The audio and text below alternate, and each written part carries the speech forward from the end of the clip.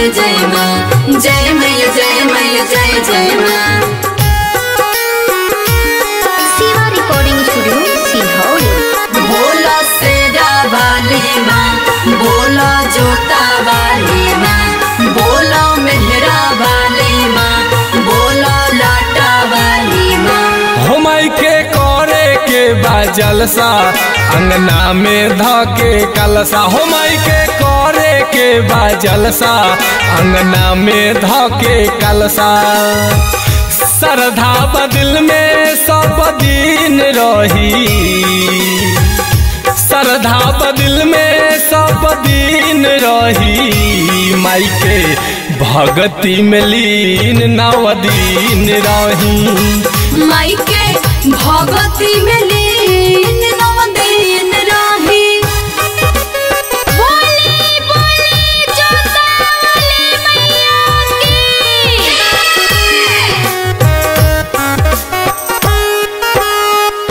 प्रेम से बोलो जय जय माँ, प्रेम से बोलो जय जय माँ, प्रेम से बोलो जय जय माँ। पौआ पखारी माई के गंगा जल से, करब पुजाई हम सुनर सुनर फल से। जय जय मैया जय जय माँ, जय जय मैया जय जय माँ। पौआ पखारी माई के गंगा जल से, करब पुजाई हम सुनर सुनर फल से।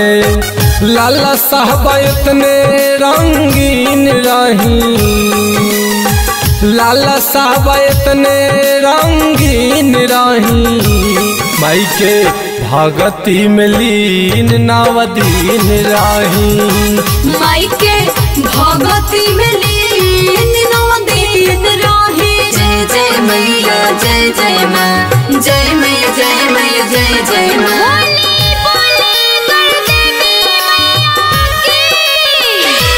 बोलो शेरा वाली माँ, बोलो जोता वाली माँ, बोलो मेहरा वाली माँ, बोलो लाटा वाली माँ। आनंद शैलेंद्र के घरे बोलाई, बंटी लाल यादव से भजन गवाई। जय जय मैया जय जय माँ, जय जय मैया जय जय माँ। आनंद शैलेंद्र के घरे बोलाई, बंटी लाल यादव से भजन गवाई।